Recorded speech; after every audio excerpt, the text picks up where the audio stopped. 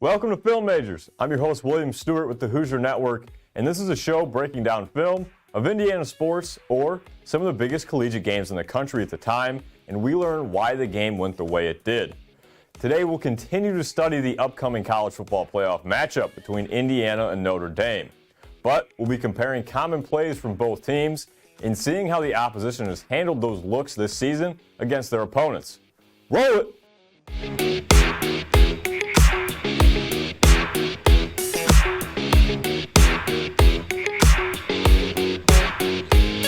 Now, it's a bit of a longer film roll this week, but we're starting with the Notre Dame offense and some of their best plays. And then we'll look at the Indiana defense and how they've handled looks that they've seen from similar plays from their opponents.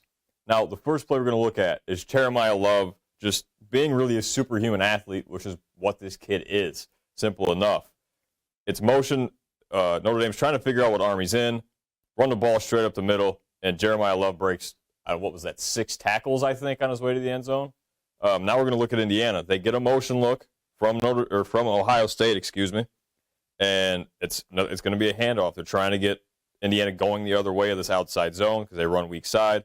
Indiana swarms the ball, and you saw James Carpenter even being upset. Next play, you've got Notre Dame going in motion again, and they're handing the ball straight up the middle. And it looks like Army had it contained there. This is one of the best rushing defenses in the country.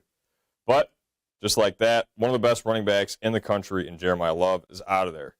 But if you look at this from even just the wide view, right, there's maybe a 2-foot gap in that lane there. And if you get rid of that one, there's no hole here either because there's a corner and a linebacker right there in the way. But the linebacker over pursues, opens up a gap.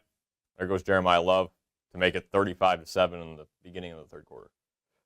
Now, Travion Henderson, he did it to Indiana at the end of the fourth quarter. He went down, didn't give him 7. Ohio State scored, 4 or 5 plays later. But the thing with this one is it's a little bit of the same look. It's inside zone, right up the gut. He ends up going right through that lane there. But the biggest issue is right here. Aiden Fisher gets turned around on this play, or just turned out of the play. Or that's actually Mikhail Kamara, and Mari Farrell doesn't want to tackle, makes a business decision as a defensive back, and there's 6 eventually for Ohio State. Now, we're switching up who's running the ball. This time it's Riley Leonard. Play action, drops back, can't find anybody. There's no pressure on this play either. He's just able to use his legs, extends, gets a good 15-yard play. Now, Indiana has seen one scrambling quarterback all year, and it's Aiden Childs. Now, I think Aiden Childs is one of the most talented quarterbacks in the Big Ten, if not the biggest talent. But that's a very untapped potential, which happened in this game after the first quarter. You could see he got thrown out of it because Indiana adjusted to him. But early in the first quarter, or early in the game, this is 4 minutes left in the first quarter, Childs is driving. He's able to get around Aaron Casey there, outruns James Carpenter, able to extend on a 3rd and 8 play. It's a run play that broke down. So something with that is Indiana's going to have to adjust to Riley Leonard being able to run. The thing is, Leonard can also just extend plays and still make throws. We saw this play last week. We looked at it. Roll out, finds his target. Mitchell wide open, catches the easy 3rd down play. First down, Notre Dame, keep it rolling. Childs does something similar here. It's 3rd and 12. You should probably be sending more than 4. In my opinion, that wasn't Indiana's greatest play call, but I still love how Brian Haynes calls a defense. 4 rushers, they all get fanned out. Childs is able to have all day, running around, extending. And this catch is ridiculous. I mean, there's no separation there. His foot is on that line, and you can't tell me any different. But that's a catch, and it was a touchdown. They were in review for like 10 minutes on this play. But Indiana is going to have to try and contain the run game somehow. They don't have to stop it, just contain it. Now, what they'll also do, Notre Dame, is run Riley Leonard in QB powers, QB draws, stuff like that. It's very common in the red zone.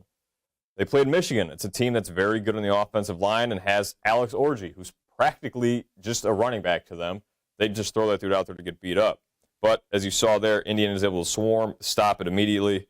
This time they use the motion of the strong side. Michigan does. Indiana reads it immediately. There's 6 defenders tackling Alex Orji for a loss of 1, I think it ended up being. What we're going to is a play we saw last week again. It's Eli Raridon in the corner of the end zone, and it's a gorgeous throw by Riley Leonard.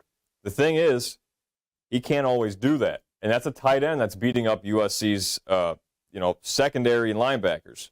This is Colston Loveland. It's Michigan's tight end. Everybody knows him. He's an All-American. That was, a 9-yard gain on a comeback against Jameer Johnson. You can see him right here. That's the most physical corner that Indiana has. He's the biggest matchup. That was the longest play Indiana's allowed to a tight end all season, if not one of the longest, and that was 9 yards. So Indiana, while Mitchell Evans and Eli Raridon are the biggest targets for Notre Dame, they have a very good chance of being able to stop these guys. Now, Indiana containing the run game is a different story. They're going to have to do that very, very well. As we saw, Jeremiah Love can run the ball. I didn't have any Jadarian Price highlights, but that dude's just as dangerous. And even their third-string running back has broken off a 60-yard touchdown against Army. So Indiana just somehow has to contain these guys to not rip off 20, 30, 60-yard gains, because that is where Notre Dame gets their majority of their chunk plays. It's not like Indiana where they're getting 4 or 5 yards a carry, taking it, and then just throwing the ball because they have the ability to do so. Notre Dame just runs the football, and they can do it as they please, is what they've done all season. The thing is, how can Indiana stop that? Is the way they've played all season. Be aggressive, swarm the football, and they've allowed 70 yards a game on the ground, which is very impressive no matter which way you look at it. So it'll be an interesting matchup for the Notre Dame offense and the Indiana defense. I'm extremely excited to watch that because I think it's going to be physical and probably the most physical Big Ten matchup we've seen, if you want to call it a Big Ten matchup, because Notre Dame's not in a conference. It's still weird to me, but hey. Let's go to the other side of the ball, the actual Big Ten team and Indiana's offense. You got Curtis Rourke here at shotgun. It's a passing situation. It's 2nd and 10. You see that right there. But it's a delay. You saw the H-back come in motion as well. It was Horton, I believe. Yeah, Horton comes in motion earlier in this play. Trying to give Michigan a read or get a read of what Michigan's going to do, but delay, halfback draw. And Lawton's able to take this carry about 4 yards, which is what Indiana does. Like I was saying, if Indiana is able to get those 4 yards to carry, 4 times 3 is 12. How many yards do you need for a first down, ideally in 3 plays? 10. Last I checked, 12 is more than 10.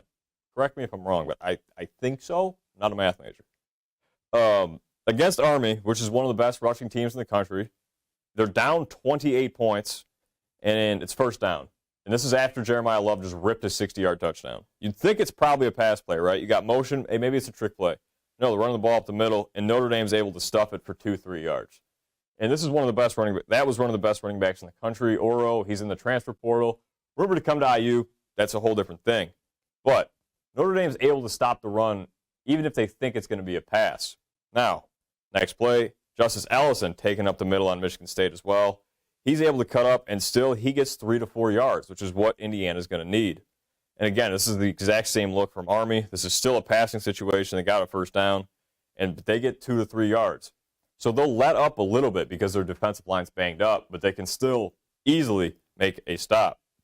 Now, next play, shotgun in motion, Rourke dropping back, looking for somebody, finds a crosser over the middle. It's Omar Cooper Jr. wide open against man coverage.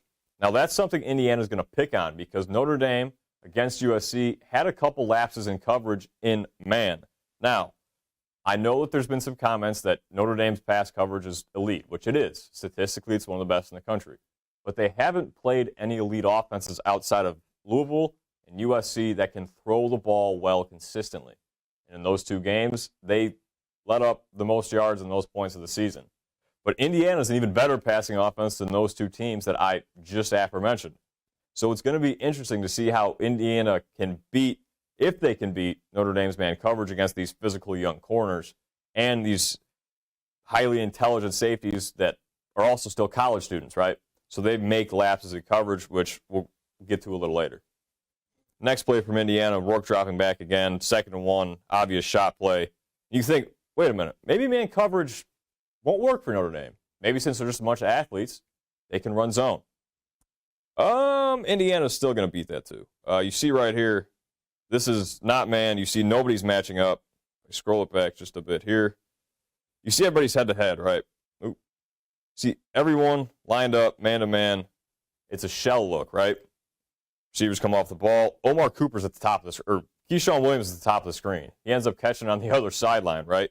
because this crosser comes over the middle, and you can tell that nobody's in man coverage because, if I can scroll the right way, these guys, there's two guys sitting here guarding somebody. I can't tell who that is because it's blurry. But Keyshawn Williams finds a hole in the zone, goes up and makes a play over a Michigan defender. It's a great play by Keyshawn. So there's not really an out that Notre Dame has to stopping Indiana's offense in the passing attack other than getting to the quarterback, which we saw against Ohio State. They figured that out pretty easily. It was like 6 sacks that game. Work was getting jumped. It was a rough day.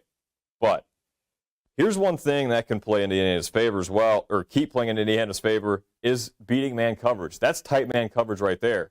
Here's tight man coverage from man defense from Notre Dame, and they let up a spacing route. That's a simple concept. Guys run that in middle school. I remember running that in middle school, if that gives you any idea of how simple of a concept that is. So if Indiana can continue to beat Notre Dame in tight man coverage situations, Indiana's passing game could just win them the football game outright because running's not going to allow you to keep control or keep up with a passing attack that's just beating you over and over and over. And here's tight coverage in the red zone for Michigan State, or for Michigan, excuse me. Didn't matter. Omar Cooper wins jump balls and back shoulder fades like nobody else. Here's the other thing with man coverage. It allows for plays like this, which you know what happens in this play. Elijah Surratt goes 80 yards to the house. But thank you to Devin Gardner for already drawing on this play for me. I don't even have to do it. You see a great cut there by Elijah Surratt. You saw Rourke scrambling earlier in the play. Elijah Surratt's able to make the broken play turn into a touchdown, which is something that can get very dangerous. But broken plays like that, this could be a result too. This is the second pick six that Notre Dame had. This was to seal a game completely. USC was driving late in the game, whatever. But like I was saying earlier, these are still intelligent safeties. This is cover one. This is one high. He's got to cover the whole end zone. That's 10 yards by 52. It's 520 square feet. No, it's more than that. I can't do math. It's not relevant. But 520 yards. There we go. Look at me doing math now. But still, he's able to read USC's quarterback so easily that he doesn't even go to the other side of the field. He's on one hash and just immediately plays this ball because their defensive line was able to get home. You see a couple guys, they blitzed a few. It's cut off a little bit in the footage, but they got home to the quarterback. He had to make a throw, pick six for Notre Dame. This was their second one. We saw the other one last week where it was Christian Gray making a great play on the ball, able to get his head around. But here's the other thing. Indiana wins jump balls. I just talked about it. Omar Cooper Jr. wins jump balls, but he also draws pass interferences. So does every Indiana receiver. And there's the jump ball from Omar Cooper. That's a guy I think is going to be an X factor in this game. He's just physical. He's a lot better than corners think. But back to the pass interference thing. Now, this Ohio State corner one, he's one of the most penalized corners in the country. And that kid's reaction is how I feel when people say that pass interferences aren't going to matter in this game, because they might. These Notre Dame corners are young, right? We're going to look at a couple again. They had a couple pass interferences against USC, but it wasn't just against USC. I get that it was a long day for Notre Dame. It was the most yards they gave up defensively all season. But still, Notre Dame's young, but they're athletic. So they recover, but they think, okay, it's better to give up a touchdown on the pass interference. Pass interference is still a momentum changer for an offense. It's like, okay, we know we can beat these guys off the line and end up getting a good look. Here's the last play. It's Virginia against Virginia, who hasn't completed a pass all game. You see it's 35-0 on the screen there, or right here. There's no reason to be holding or giving up pass interference calls, but Notre Dame does. But we're going to cut the film right there. Now, like I'm saying, Notre Dame can have some issues in the back end. They can also be very physical and just be better, able to jump routes, stuff like that. But we're going to go back to my takeaways. The Notre Dame offense and that rushing attack that's so dangerous. They can control the result of this game if they really want to. Between Jeremiah Love, Jadarian Price, Leonard, they can just run the ball, control the clock, and really chew it. The counterpoint to that is the Indiana defense is really who has the chance to control this game for IU more than their offense. And why is that? Because if they can stop this Notre Dame defense, get them in 3 and outs, get them punting the ball, stopping those run plays like they did against Ohio State, the offense can stay in the game and have some lapses. It's just if special teams doesn't totally throw the game away. But Notre Dame's ability to pass the ball is what scares me, and not in a good way, especially if they have to lean on it in this game, because then I really don't like Notre Dame's chances of being able to pull this out. Riley Leonard can throw the ball when he needs to, but he can't throw the ball 40 times a game and outthrow Curtis Rourke in the Indiana offense. Indiana's run game can consistently get them 3 to 5 yards, right? So if they play at RPO and they eventually start letting it fly over the top, Notre Dame's not going to be able to keep up because the run game's eventually going to slow down a little bit. I'm sure Indiana's going to contain it a couple times. Now, there might be some chunk plays that Jeremiah Love's going to rip off. It's kind of just inevitable. That dude, one of the best running backs in the country, and is a genuinely generational talent. But Notre Dame's defense can be exploited if the man coverage becomes an issue. And Indiana can start to run away with this game if they get to throwing the ball and have to get in a shootout with Notre Dame, because I don't think Notre Dame can really win a shootout. But overall, the game's going to be a very fun watch. It's going to be close. It could be low scoring with the run game just controlling it, or it could be high scoring if we end up getting Indiana in a shootout with Riley Leonard. But Friday, December 20th at 8 p.m. Eastern Time, we'll see what happens. But that's all from the studio from this time. I'm William Stewart. Thank you for joining me. Now, this is the last show from the studio for the semester because we're on winter break after this. But we'll be back. I'll be on Twitter trying to put together some reels and some highlights for maybe the next rounds of stuff, so you can check it out there. But thank you for joining me again. Like I said, this is our last show. Till next semester.